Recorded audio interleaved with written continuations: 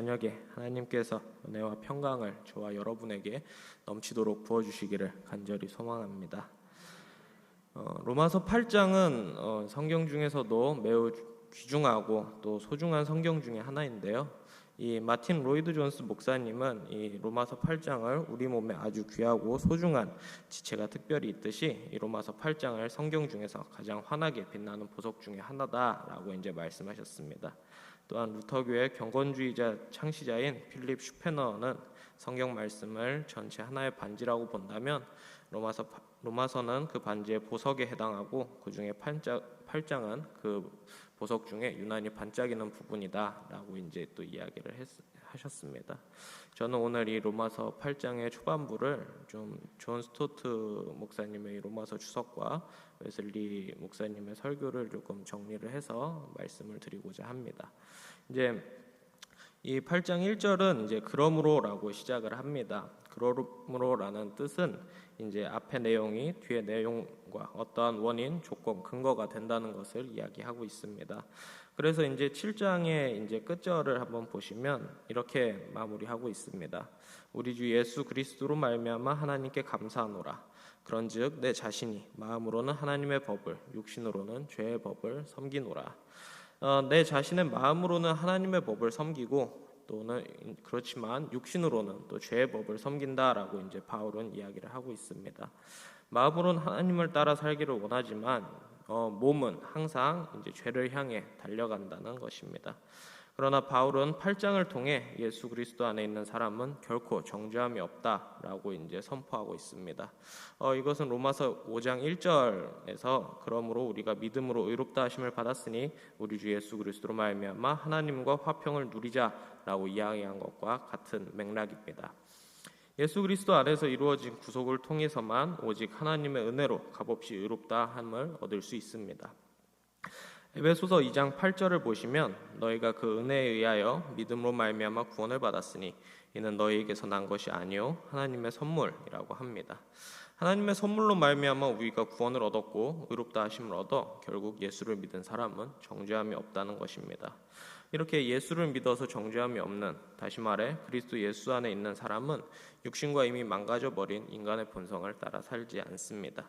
영을 따라 살아가기 때문에 이러한 사람들의 모든 생각과 말과 행동은 하나님의 뜻을 따라 살아갑니다. 이들은 성령을 따라 살기에 육체의 욕망을 채우지 않습니다. 갈라디아서 5장 17절은 육체의 소욕은 성령을 거스르고 성령은 육체를 거스르나니 이 둘이 서로 대적하므로 너희가 원하는 것을 하지 못하게 하려 함이니라고 이야기합니다. 성령과 육체는 서로 반대되는 것이기에 성령은 육체를 거스르고 육체는 성령을 거스른다는 것입니다. 그리스도에 속한 사람은 육체의 정욕과 함께 자기 육체를 십자가에 못 박음으로 육체를 따라 살지 않습니다. 이렇게 그리스도 안에 있는 사람들은, 다시 말해서 그리스도를 따라 사는 사람들은 두 가지의 복이 있습니다. 첫 번째는 아까도 말씀드렸듯이 정죄함이 없다는 것입니다. 다시 말해서 의롭다 하심을 얻은 것입니다. 우리가 죄를 지었어도 하나님께서는 우리의 죄를 알게 하셔서 다시 회개하게, 다시 하나님 앞에 나아가게 하신다는 것을 의미합니다. 죄를 지어서 두려워서 숨는 것이 아니라 하나님 앞에 나와서 불쌍히 여겨달라고 이야기할 수 있다는 것입니다. 두 번째는 2절에서 나오는 해방입니다. 2절에서 보시면 바울은 이렇게 이야기합니다. 이는 그리스도 예수 안에 있는 생명의 성령의 법이 죄와 사망의 법에서 너를 해방하였음이라. 이 해방은 율법에 대한 해방입니다. 율법이라는 것은 하나님이 주신 소중한 말씀으로 그 자체가 죄나 또는 불의한 것은 아닙니다. 오히려 거룩하고 선한 것입니다.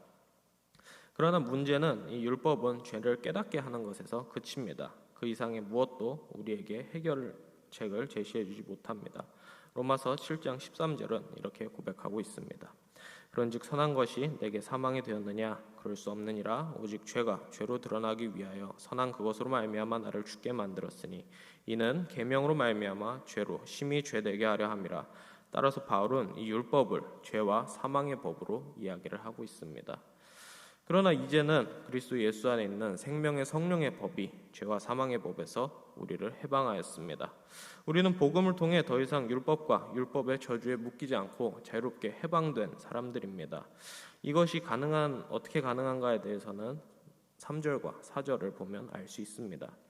율법이 육신으로 말미암아 연약하여 할 수 없는 그것을 하나님은 하시나니 곧 죄로 말미암아 자기 아들을 죄 있는 육신의 모양으로 보내어 육신의 죄를 정하사 육신을 따르지 않고 그 영을 따라 행하는 우리에게 율법의 요구가 이루어지게 하려 하심이라. 율법은 우리를 의롭게 할 수도 있고 할 수도 없고 성화시킬 수도 없습니다. 그 이유는 인간의 연약함 때문입니다. 인간의 연약함이 율법의 모든 효능을 무력화시켰습니다.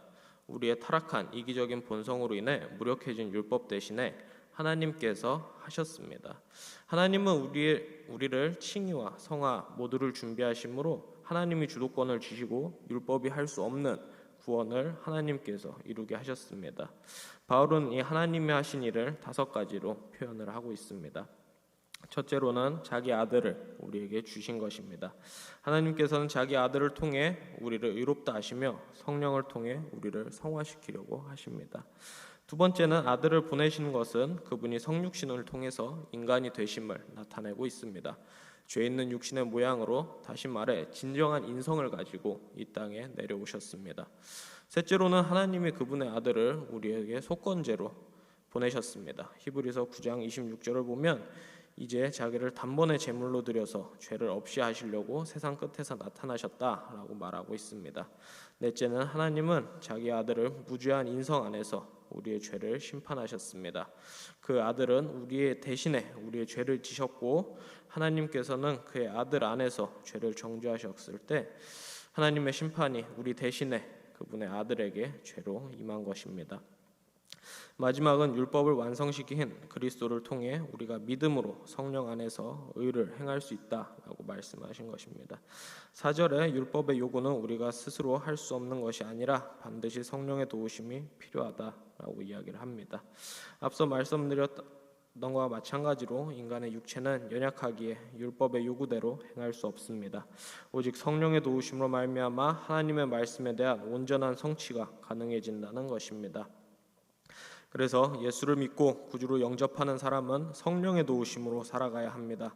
하나님께서는 에스겔을 통해서 내 영을 너희 속에 두겠다라고 이야기하셨으며 예레미야를 통해서도 내가 나의 법을 그들 속에 두며 그 마음에 기록하리라 말씀하셨습니다. 예수님께서도 요한복음 14장 26절을 통해 보혜사 곧 아버지께서 내 이름으로 보내실 성령을 주시겠다라고 이제 말씀을 하신 것입니다. 하나님께서는 레위기 11장 45절에 내가 거룩하니 너희도 거룩하라고 말씀하십니다. 이를 통해 알 수 있는 것은 율법의 요구란 결국에는 거룩함이라는 것입니다. 하나님께서는 거룩하기를 원하십니다. 우리가 거룩함으로 나아갈 수 있는 유일한 길은 성령의 인도하심을 통해야만 이루어질 수 있다는 것을 알 수 있습니다. 이것은 5절과 6절을 통해 더욱 강조되고 있습니다. 5절과 6절을 보시면 율법을 따르는 자는 육신의 일을, 영을 따르는 자는 영의 일을 생각하나니 육신의 생각은 사망이요 영의 생각은 생명과 평안이라 라고 이야기하고 있습니다. 여기서 말하는 것은 생각이란 사고방식을 뜻합니다. 우리의 기본적인 사고방식은 그리스도인이든지 비그리스도인이든지 우리가 갖고 있는 기본적인 본성을 따라갑니다. 그래서 육신을 따라 사는 사람들은 육신의 사고방식을 하고 영을 따라 사는 사람들은 영의 사고방식을 합니다. 따라서 우리의 본성이 우리의 사고방식을 결정한다는 것입니다. 육신은 우리의 타락한 인간성이기 때문에 자기 중심적인 모든 것, 내가 왕이 되어 내가 하고자 하는 것을 행합니다. 그러나 영은 성령을 뜻하므로 하나님이 무엇을 기뻐하시는지를 먼저 생각합니다. 그리스도를 나타내고 그리스도의 형상을 닮아가는 것입니다. 이는 무엇이 우리의 마음을 열중하게 하며 우리의 야망은 무엇이며 우리의 관심사는 무엇인지, 우리가 시간과 우리의 마음은 어디에 집중하고 어디에 사용하고 있는지, 또한 무엇을 몰두하는지를 결정합니다. 우리가 여전히 육신 안에 있든지 아니면 거듭나서 성령 안에 있는 것인지에 대한 문제로 결정난다는 것입니다. 이러한 사고방식은 육신의 생각은 사망이요 영의 생각은 생명과 평안이라 라고 이제 6절 말씀처럼 영원한 결과를 가져옵니다. 육신의 지배를 받는 사람들은 이미 영적으로 죽었고 그들을 영원한 죽음으로 이끌어갑니다. 이것은 하나님과 단절되게 만들고 하나님과의 교제를 불가능하게 만들기 때문입니다. 그러나 우리와 같은 성령의 지배를 받는 사람들은 생명과 평안을 가지고 있습니다. 하나님에 대해서 살아있고 우리가 시냇물을 사슴이 시냇물을 찾았듯이 갈급한 마음을 갖고 있습니다. 그리고 결국 우리는 마르지 않는 생수의 강을 얻게 될 것입니다. 이러한 사고방식은 하나님에 대한 우리의 태도와도 관련이 있습니다. 육신의 생각은 하나님과 원수가 됩니다. 하나님에 대해 뿌리 깊은 저기를 품고 있습니다. 이들은 하나님의 법에 굴복하지 않고 그렇게 할 수도 없습니다. 그들은 죄된 본성의 지배를 받으며 성령 없이는 하나님의 법에 굴복할 수 없고 하나님을 기쁘시게 할 수도 없습니다. 따라서 우리는 성령을 따라 살아가는 것이 필요합니다. 성령 안에 있는 사람들은 하나님을 기쁘시게 하고 성령의 열매를 맺는 결국 좋은 나무가 될 것입니다. 예수님께서는 마태복음 7장 17절을 통해 이렇게 말씀하셨습니다. 이와 같이 좋은 나무마다 아름다운 열매를 맺고 못된 나무마다 나쁜 열매를 맺나니 성령을 따라 사는 사람들은 좋은 열매를 맺는 좋은 나무와 같고 육신을 따라 사는 사람들은 악한 열매를 맺는 나쁜 나무와 같다는 것입니다. 말씀을 정리해 보도록 하겠습니다. 제가 요즘에 많이 듣고 있는 찬양이 하나 있습니다. 황다은이라는 CCM 가수의 하나님은 너를 정말 사랑하신대라는 찬양입니다. 하나님은 우리를 너무나 사랑하셔서 자기 아들을 화목제물로 우리에게 주셨습니다.